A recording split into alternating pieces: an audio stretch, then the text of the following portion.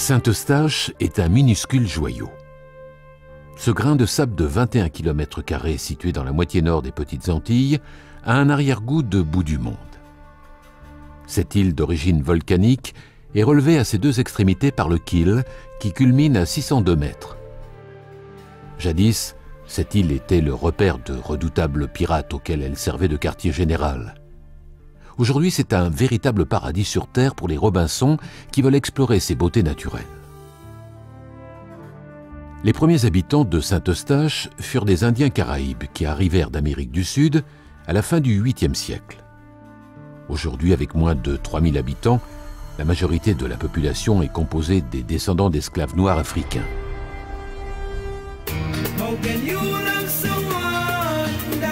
En 1954, Saint-Eustache gagne le statut de territoire associé au sein des Antilles néerlandaises et se tourne vers l'écotourisme grâce à son héritage culturel, historique, son parc marin et ses sites de plongée sous-marine. Elle forme désormais une commune néerlandaise à statut particulier depuis octobre 2010. À Oranjestad, la capitale, Fort Orange fut construit en 1629 par les Français pour se défendre des attaques des Hollandais et des Anglais. L'île fut très convoitée et changera 22 fois de propriétaire, devenant la plaque tournante du commerce antillais, esclaves, sucre, coton et marchandises en provenance d'Europe et de l'Extrême-Orient. On y trouve encore des bâtisses et du mobilier de l'époque coloniale parfaitement restauré. L'arrivée des Européens eut comme résultat immédiat de décimer entièrement la population autochtone. Heureusement, dans les années 1960 et 70, les habitants de Saint-Eustache sont devenus très attachés à la valeur de leur culture et de leur unique héritage. Des initiatives furent entreprises afin de les préserver et de les maintenir. Pour promouvoir cette histoire et cette culture unique, la fondation historique Saint-Eustatius fut créée. Aujourd'hui, plus de 20 nationalités différentes vivent en harmonie dans cette paisible île des Caraïbes. Et ce ne sont pas les seuls à peupler ce petit paradis tropical.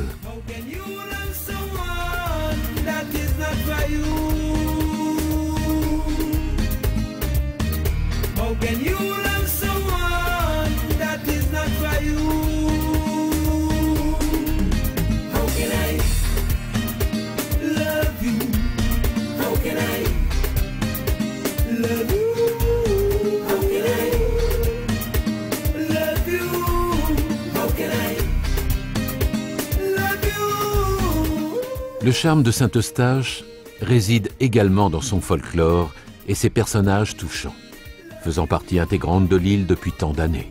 Stanley Wellington Van Putten, born on Saint-Eustatius, 1937. From 1980, hoist the flag and ring the bell. From 1980, never late. Never was sick up to now. I didn't know them on Juliana and Matrix also. 12 midday and 6 in the afternoon, every day. From 1980 to now, hoist the flag, ring the bell. Never day was late. That is not for you.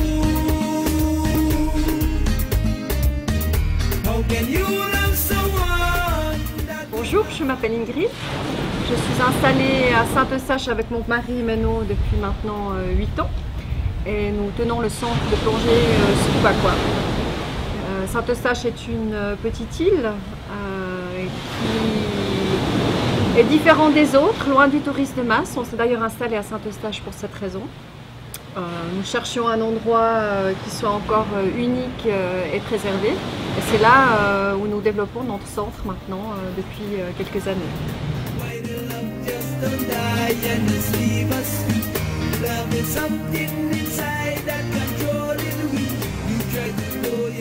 Ingrid et Menno se sont installés dans un bâtiment ancien qu'ils ont entièrement rénové. Dans un souci écologique, une installation de récupération d'eau de pluie a été effectuée. Afin d'obtenir l'eau nécessaire pour le confort des plongeurs, bacs de rinçage, douches et toilettes, Une citerne construite localement par une entreprise de maçonnerie en dur permet de subvenir aux besoins du centre Scubaqua.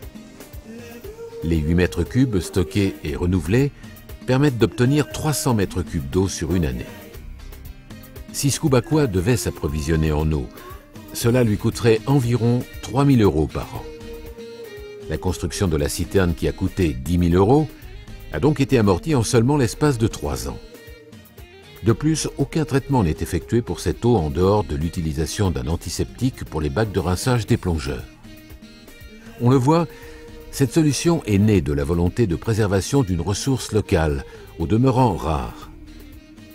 Même si l'eau courante est disponible par la désalinisation d'eau de mer, le centre de plongée s'est attaché à investir pour utiliser à la fois une ressource plus éco-responsable et aussi plus économique sur un moyen terme.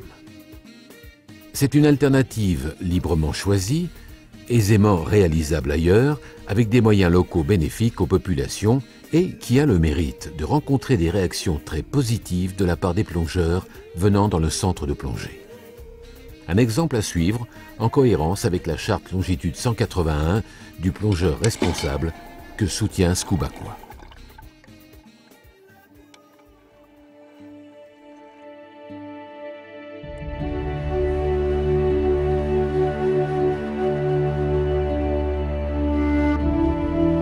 Parmi la trentaine de sites de plongée répertoriés autour de l'île, certaines sont inévitables, comme l'épave du Charles L. Brown, coulée en 2003 par 31 mètres de fond. Cet ancien câblier de 100 mètres est aujourd'hui l'une des plus grandes épaves des Caraïbes. Sans oublier les superbes récifs formés sur des coulées de lave.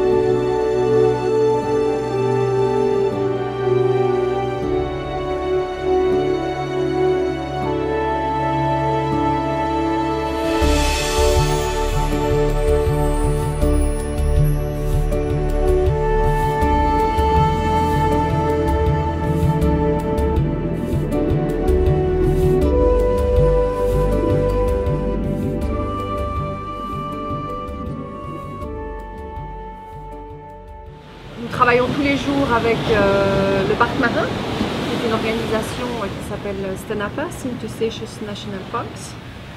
Il y a des rangers qui sont responsables pour vérifier que les lois du Parc Marin sont bien suivies, qui vérifient également que les différents plongeurs qui viennent plonger à Saint-Eustache se soient acquittés de leurs taxes du Parc Marin. Chaque plongeur achète un tag comme ça qu'il peut accrocher à son gilet, qui est valable une année. Il coûte 30 $. Et cette contribution financière permet à l'entretien en fait, du parc marin.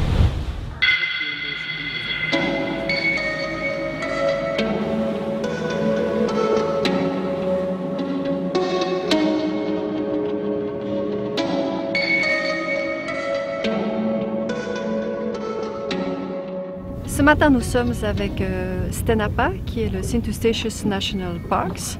Et nous allons travailler avec Nadio pour l'aider à entretenir les différents mouillages qui se trouvent sur chaque site de plongée. En fait, tous les sites de plongée sont marqués par un mouillage. L'ancrage est interdit et donc ça permet ainsi de préserver les coraux. Chaque plongeur qui plonge à Saint-Eustache a l'obligation de plonger avec un centre de plongée qui vérifie qu'ils respectent l'environnement, qu'ils respectent la plongée, qu'ils ne prennent rien avec eux, qu'ils n'abîment rien. This morning, where are we and what are we going to do?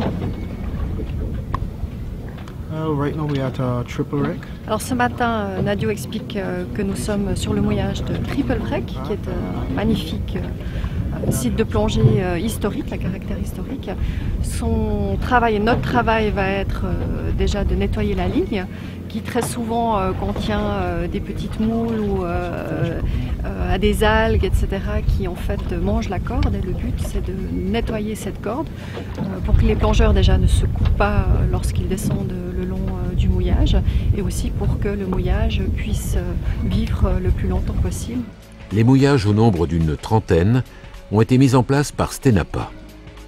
Les mouillages sont immergés à une profondeur moyenne de 18 mètres, atteignable pour tout plongeur formé. Ces mouillages sont vissés dans le substrat rocheux ou fixés sur des vis à sable, parfois sur des corps morts ou des épaves. Chaque mouillage est équipé d'un cordage d'une longueur de 10 à 30 mètres.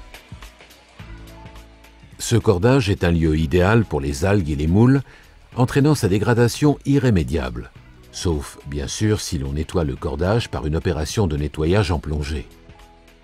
Si le travail de pose d'un mouillage est évidemment un travail de professionnel, celui du nettoyage du cordage est lui réalisable par tout plongeur. Scubaqua, en tant que centre ambassadeur de longitude 181, met son bateau à disposition des personnels du parc marin pour effectuer cette opération.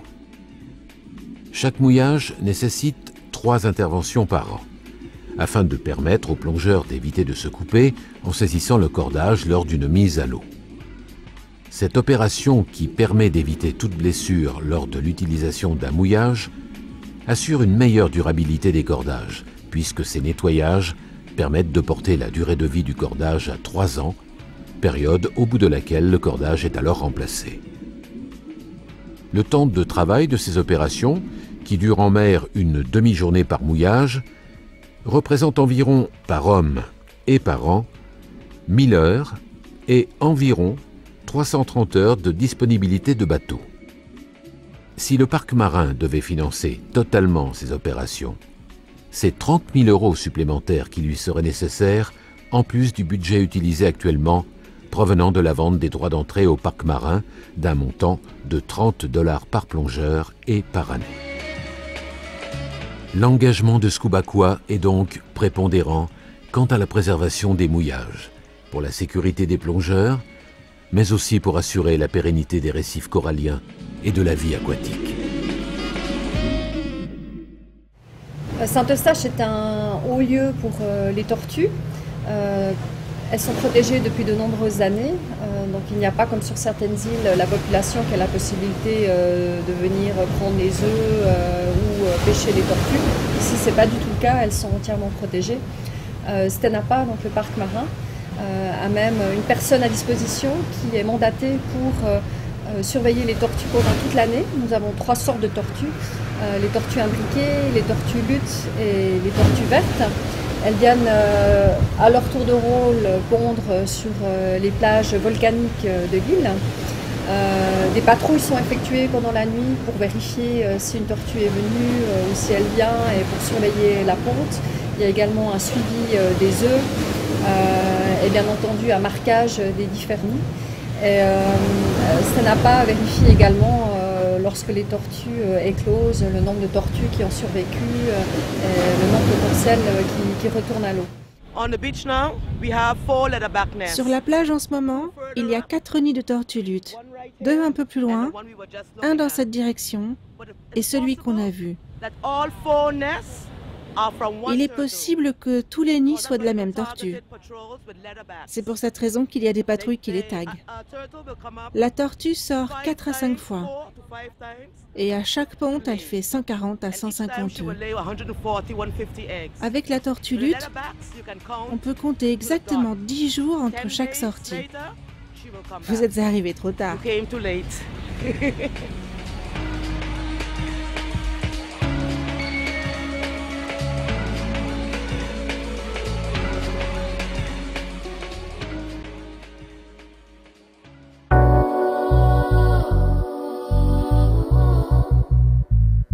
Préservée du tourisme de masse, elle abrite pourtant une multitude de trésors.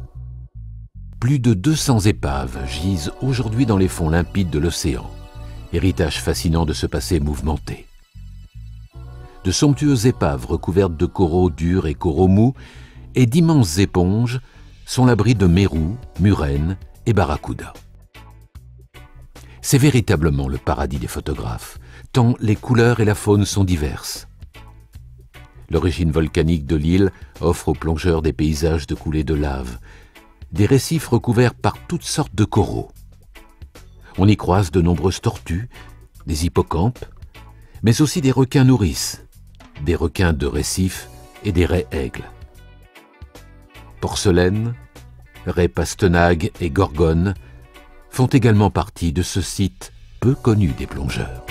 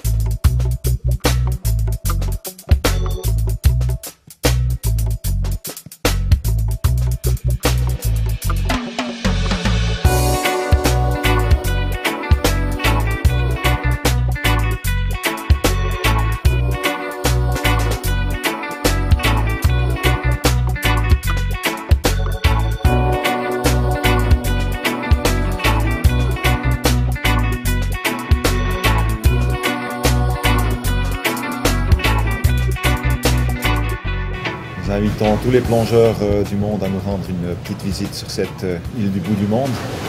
Malgré sa petite taille et son impression de justement de bout du monde, est atteignable en une journée de voyage depuis l'Europe. Bienvenue à Saint-Eustache.